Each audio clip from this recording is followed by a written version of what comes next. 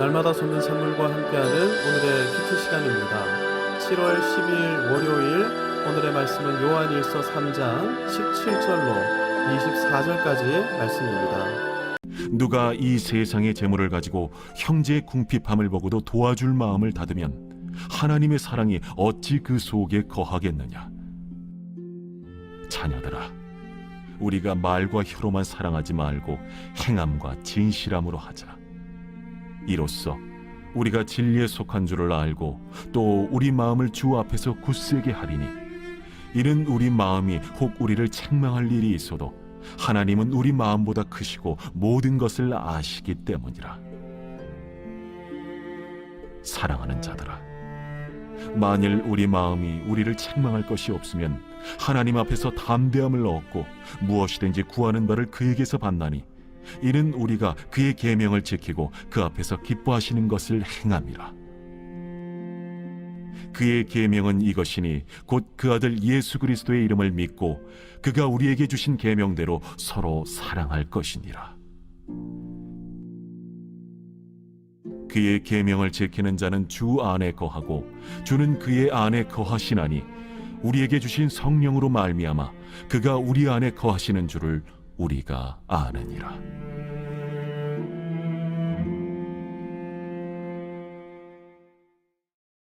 사도 요한은 우리에게 이렇게 도전합니다. 말과 혀로만 사랑하지 말고 행함과 진실함으로 하자. 왜 행함과 진실함으로 사랑해야 합니까? 행함과 진실함이 없는 사랑, 말뿐인 사랑은 거짓 사랑일 뿐 아니라 속임이고 기만이기 때문입니다. 그렇다면 행함과 진실함의 사랑이란 구체적으로 어떤 것입니까?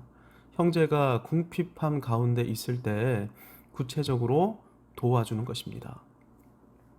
1997년 IMF 외환 위기 때 기업들의 도산이 속출했던 것을 알고 계실 것입니다. 기업들이 도산하니까 기업에 속한 사람들이 실직하게 되면서 이분들의 삶이 곤두박질하기 시작했는데, 끼니를 해결하지 못하게 되는 분들도 적지 않았습니다. 당시 서울의 한 교회가 20가정 정도가 모여서 믿음의 공동체를 이루고 있었는데, 한 가정의 가장이 실직하게 됐을 때 일어난 일입니다. 몇몇 성도가 이 가정의 가장을 찾아가서 이렇게 말했습니다. 걱정하지 마시고 일자리를 알아보시기 바랍니다.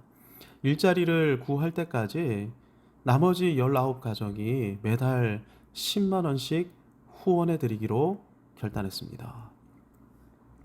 비슷한 시기 강북의 한 교회에서 있었던 일입니다. 이 교회가 제자 훈련에 집중하던 건강한 교회였는데, 40대 가장이 그만 말기암 진단을 받고 임종을 코앞에 두게 되었습니다. 40대면 자녀들이 인생에서 가장 중요한 10대 시기를 보내고 있을 때 아닙니까? 이때 학원도 보내야 하고 또 얼마나 왕성하게 많이 먹을 때입니까? 이런 때에 아내에게 자녀를 맡기고 주님 품에 안긴다. 비록 구원의 확신은 있었지만 아이들이 눈에 밟혀 고통스러운 나날들을 보내고 있었는데, 함께 동역하던 성도들이 이분에게 와서 이렇게 말했습니다. 형제님, 염려되시죠? 하지만 평안하게 주님 품에 안기시기 바랍니다. 남은 아이들은 저희가 부모의 마음으로 사랑으로 돌보며 키우겠습니다. 교회 몇몇 가정과 함께 아이들을 돌보기 위한 구체적인 계획을 세워 놓았습니다. 요한은 이렇게 사랑을 실천하는 사람만이 진리에 속한 사람이라고 단언하고 있습니다. 이렇게 하는 사람은 굳센 마음, 평안한 마음을 품어도 된다. 오늘 본문에서 이렇게 말하고 있습니다. 왜냐하면 이런 사람이야말로 정말로 구원받은 사람이기 때문입니다. 만약 사랑을 실천하지 않는다면 누구보다 우리 자신이 잘 알아서 양심의 가책을 가지게 될 것입니다. 우리 스스로 양심의 가책을 느낄 정도라면 우리 마음과 모든 것을 아시는 하나님은 어떠하시겠습니까? 그런데 만약 사랑을 실천하고 있다? 이런 사람은 하나님 앞에서 담대할 수 있죠. 이런 사람에게만 주어진 특권이 있습니다. 무엇이든지 구하는 바를 받게 된다는 것입니다. 바꾸어 말하면 하나님께서는 사랑을 실천하는 사람의 기도에 응답해 주신다는 것입니다. 이유가 무엇입니까?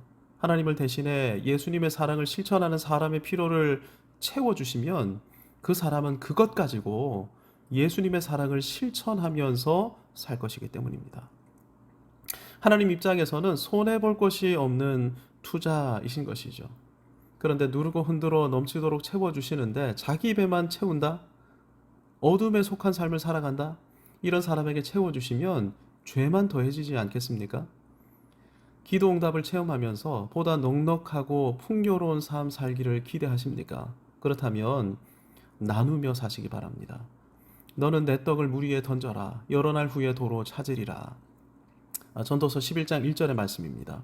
현대인의 성경은 이 말씀을 이렇게 번역합니다. 너는 물질을 후하게 나누어 주어라. 언젠가는 그것이 너에게 되돌아올 것이다. 오늘 말씀은 한 걸음 더 나아갑니다. 행함과 진실함으로 형제의 궁핍함을 구체적으로 채우라. 이렇게 사랑을 실천했다면 무엇이든지 구하라 받게 될 것이다. 응답의 이유가 24절에서 이렇게 소개됩니다. 그의 계명을 지키는 자는 주 안에 거하고 주는 그의 안에 거하시나니. 이런 사람은 주님 안에 거하는 사람이고 주님이 그의 안에 거하는 사람입니다. 그러니 이 사람이 구하는 것은 주님 마음에 합한 것일 수밖에 없는 것이죠. 그러니 주님께서 이런 사람이 구하는 모든 것에 응답해 주시는 것입니다. 저와 여러분은 주님 안에 거하고 있습니까? 우리 안에는 주님이 거하시고 계십니까? 확인할 수 있는 방법이 있습니다. 행함과 진실함으로 사랑하고 있는가? 형제의 궁핍함의 문제를 구체적으로 해결해 가고 있는가? 이 질문에 예스라면 그 사람은 화목제물과 대언자로 살아가고 있는 것임이 분명합니다. 우리가 기억해야 할 것은 참된 사랑의 반대말이 사랑하지 않는 것일 것 같지만 그렇지 않다는 것입니다. 본문은 참된 사랑의 반대말이 말과 혀로만 사랑하는 것이라고 말씀하고 있습니다. 실천하지 않는 사랑, 그래서 공허한 사랑, 거짓과 기만뿐인 사랑은 거짓 사랑입니다. 이것은 어둠에 속한 것이죠. 사랑을 실천하지 못하는 이유는 화목제물이 되어주신 주님 사랑을 충분히 맛보지 못했기 때문입니다. 먼저 십자가 사랑을 충분히 맛보십시오. 그 사랑, 날 위해 죽으신, 날 위해 다시 사신 예수 그리스도, 이 예수님을 만나십시오. 혹시 사랑하지 못하는 분들이 보이신다면 그의 손을 붙잡아 주시고 그분에게 사랑을 보여주시기 바랍니다. 하나님 나라는 사랑의 나라입니다. 사랑은 맛본 만큼 나눌 수 있습니다. 예수 그리스도 안에서 사랑을 맛보십시오. 충분히 맛보십시오. 그런 다음 나누십시오.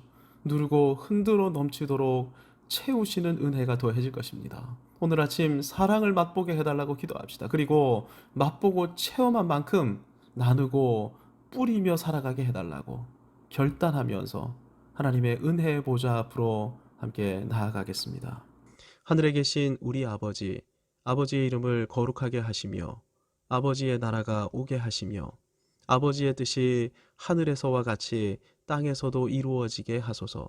오늘 우리에게 일용할 양식을 주시고 우리가 우리에게 잘못한 사람을 용서하여 준 것 같이 우리 죄를 용서하여 주시고 우리를 시험에 빠지지 않게 하시고 악에서 구하소서. 나라와 권능과 영광이 영원히 아버지의 것입니다. 아멘.